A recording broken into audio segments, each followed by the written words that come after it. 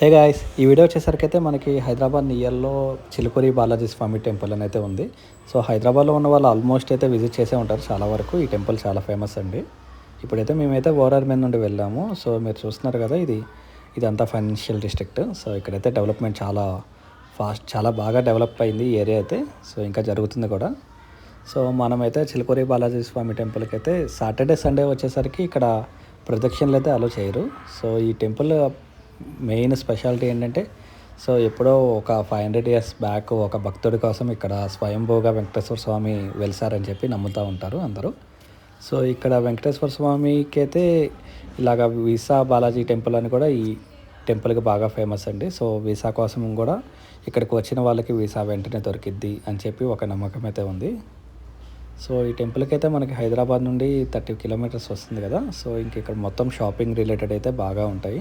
So గుడి వచ్చేసరికి చాలా చిన్న గుడే, కాకపోతే ఇంకా ఈ షాపింగ్ ఈ థింగ్స్ అయితే ఎక్కువ ఉంటాయి. సో మనకి టిఫిన్ అవి కూడా అన్నీ అందుబాటులోనే ఉంటాయి టెంపుల్ దగ్గర. ఇంకా కార్ పార్కింగ్ కూడా అవైలబుల్లే ఉంది. సో 20 రూపీస్ తీసుకున్నారు మాకైతే టికెట్.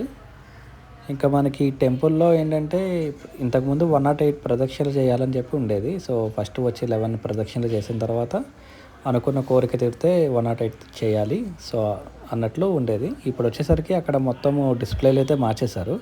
సో స్టార్టింగ్ ఒక ప్రదక్షిణ చేయాలి, ఇంకా అనుకున్నది జరిగితే 11 అని చెప్పి అన్నట్లు మార్చారు.